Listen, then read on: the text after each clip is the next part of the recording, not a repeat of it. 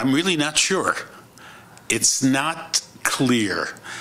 I hope that it means that the people in the administration, maybe his son-in-law, Kushner, who understands, I mean, there's no question that he understands what Jerusalem means, what it means 50 years of the liberation of Jerusalem. People forget that 50 years ago, for so many years, from 1948 to 1967, a Jew could not go to the Kotel. The Jordanians were in charge, and a Jew could not go to the Kotel. We forget that that was the reality not so long ago. So with the president coming during this period of time, I hope it means something. But I have concerns. You know, maybe part of it is, you know, is the Prime Minister of Israel being strong on some of these things? Or is he giving a pass to the president? There is no question in my mind that people in this administration say to the president, you know, you have to go slow, we don't want to make the Arab countries upset. But the bottom line is, so many people who supported Trump were so sure that he would move the embassy to Jerusalem, the American embassy to Jerusalem. They were so sure. I remember people said to me, he will be different from everybody else, you'll see. And it changed. Something changed. I don't know. Did he get a pass, the president, you know, quietly? That not so important. You don't have to do it. I don't know. I don't understand. If the President of the United States is coming to the Kotel, the holiest place for the Jewish people, the Holy Temple stood there. I don't understand for the Prime Minister not to be permitted to be there with the President, I think is a smack in the face. Is Trump going along with some people? I mean, I would say, Mr. Kushner, we need you now. This is the moment. We need you to say something. How do you come to the capital of Israel? You come to Jerusalem, you come to the Kotel, and the Prime Minister, who's in Jerusalem, maybe a few feet away, a mile away, you can't be here next to me. It's crazy. It doesn't make any sense. And I hope it will change. It can change, but it's, you know, right now, you can't be with us. Why? Why? There are certain rules. With Trump, there are no rules. Everybody knows that. President Trump does what he wants to do, and the Prime Minister should be with him. Otherwise, it is an insult to the Prime Minister and to the people of Israel. Main question, maybe that the promise that President Trump gave before the election, that he's going to bring the embassy to Jerusalem, maybe it's not him, maybe it's not his fault, maybe who stopped that is Prime Minister Netanyahu. Look, we don't know. Is that possible? I don't think that the Prime Minister of Israel, he may be going along as a favor to the President of the United States. I don't think the Prime Minister of Israel doesn't want America to move the embassy even right now. But maybe he was asked, you know, not now, maybe next year, 2 years, we'll see. I just don't know, and we will not know for sure for quite a while. You know, there are rumors that he said it's okay, we can do it later on, don't worry about it. We just don't know. But we are concerned. And I know that the people of Israel, in the polls that have come out just in the last few days, that more and more people in Israel who were very, very enthusiastic with Donald Trump now are maybe not so sure. Look, I have said all along, we are very happy that Trump is president with all the problems and with all the issues. There is no question about that. The alternative would be a disaster. Can you imagine Hillary Clinton and the progressive liberal Democratic Party today, the way it looks? It would be terrible. So we're happy that Trump is there. But, you know, Trump is having difficulty himself in the United States. And this may affect many, many other things. So the right thing is for the president to move the embassy because this is what he promised.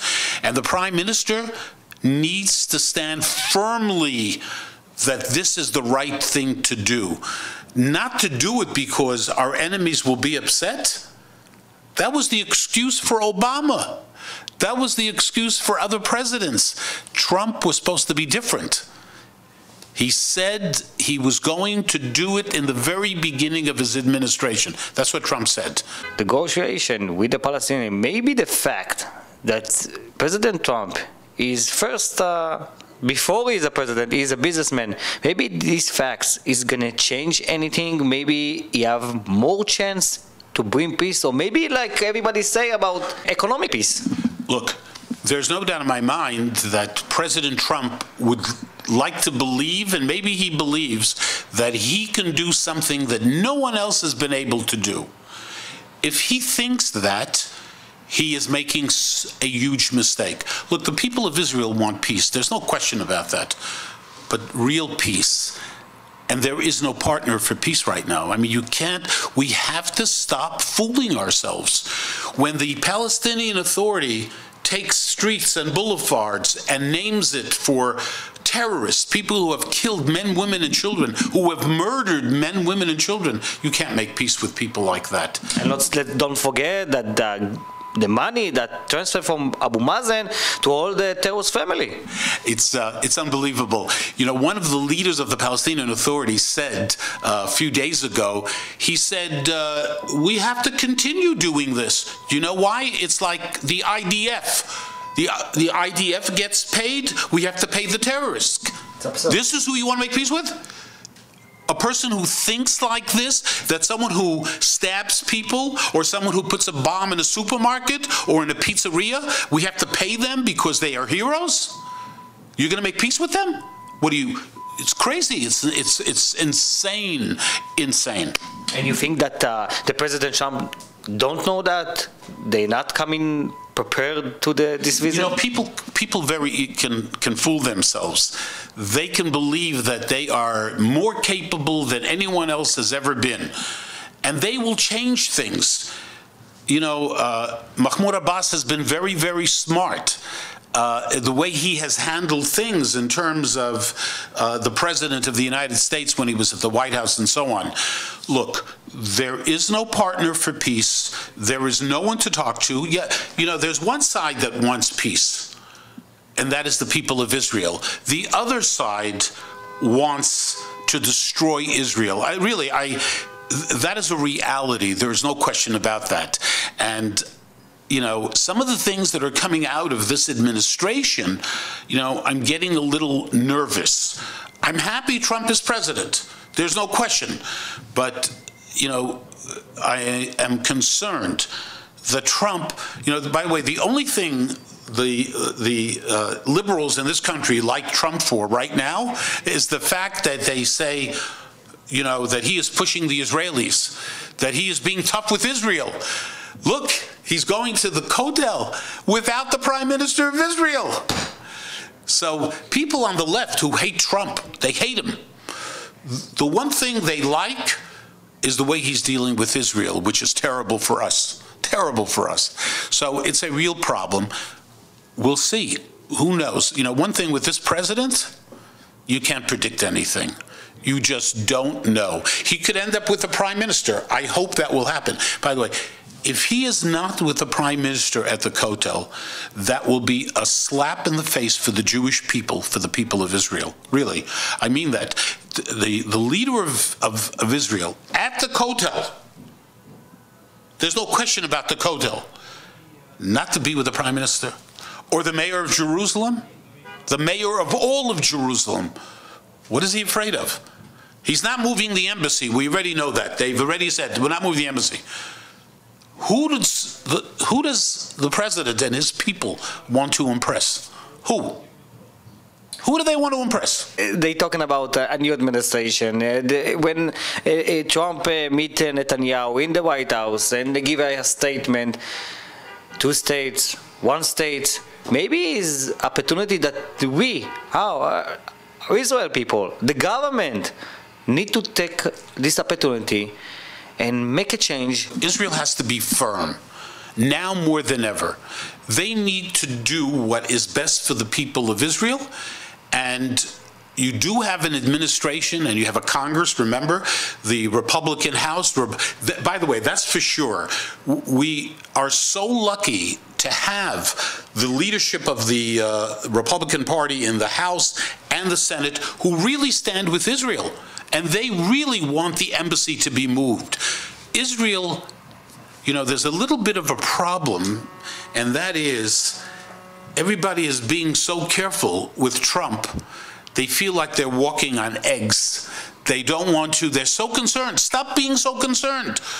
Do what is right, what is best, and I believe that it will work out.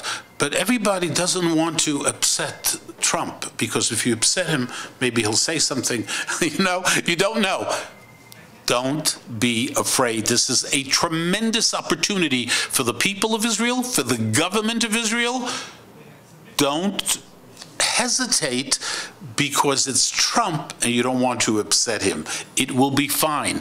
You have to have bitachon, you have to have faith in God, and do the right thing for the people of Israel. Israel doesn't have to prove to anyone that they want peace. We know that from the past, from different prime ministers. We know the things that in the past were offered, things that would have been a disaster for the people of Israel, but it was offered by different prime ministers. And Arafat said no, Mahmoud Abbas said no, and there will not be peace in our time. I'm sorry. I'm sorry. You want to pretend, you want to make believe, you want to play the same game that everybody has been playing? Fine, play the game. But nothing is going to happen. There is no partner for peace.